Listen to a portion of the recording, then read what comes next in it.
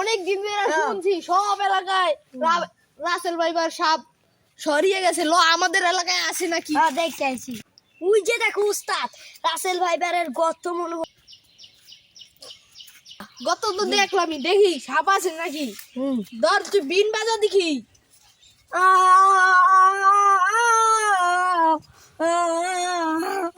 শালা, এই যে আজকে পুটকির ভিতর ঢুকিয়ে দিব সাপে। আমি বিন বাজাই।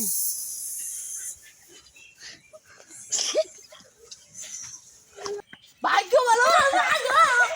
এবার তো 50,000 টাকা যেমন হোক ধরতেই হবে। 50,000 টাকা।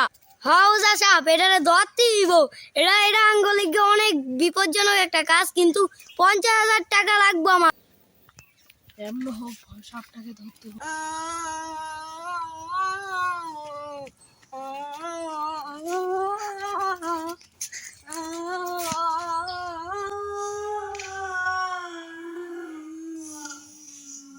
হাউজা সাপ হবাই মাত্র অজ্ঞান হয়েছে, এখন তিনি অনেক দম আছে। আর একটু বিন বাজা দেখ, আর একটু দম আছে নাকি, আসল রূপ এসে পড়ুক।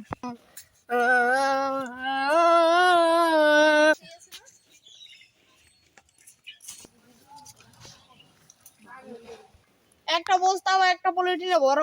হ্যাঁ ওস্তাদ, জোলা থেকে বার করতেছি। ওস্তাদ বস্তা তো পাইনি, এখন একটা পলিথিন পেয়েছি, তাকে সেটা ভিতরে ভরে নিয়েছি। তাই এখন সরকারের কাছে যে 50,000 টাকা নিতে হবে আমার। ল হাতে হাতে যাই, সবার আগে আগে ওস্তাদের কাছে যায়, মেম্বারের কাছে যাইতে হবে। চেয়ারম্যান, আপনি তো জানেনই মেম্বার বলেছে প্রধানমন্ত্রী রাসেল ভাইবার সাপ ধরলে 50,000 টাকা পুরস্কার। তাই আমরা তো ধরেছি, এখন কি করব? আমি তো দিতে পারবো না, তুমি চেয়ারম্যানের কাছে যাও। আচ্ছা, মেম্বারের কাছে গেছিলাম, একটা রাসেল ভাইবার সাপ ধরছি, অন টাকা তো দেয় নাই, কইছে আপনার কথা, অন কি আর গেছে যাই?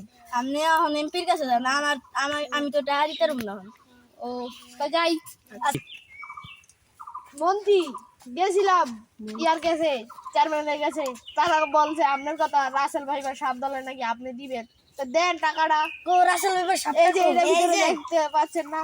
ও তাহলে তোমরা এটাকে পিটিয়ে মারো। আচ্ছা আচ্ছা ওস্তাদ, রাখো। ওস্তাদ। দুধ দেন না দেয়, তাড়াতাড়ি তাড়াতাড়ি তুমি পলিথিন শুদ্ধ মারা দিয়ে হালাও। আচ্ছা ওস্তাদ, মনে হচ্ছে মরে গেছে। এমপি সাহেব, এটা তো মাসি। কো দেখি। এই দেখেন দেখেন। এলো তোমাদের 50,000 টাকা। বাংসি করে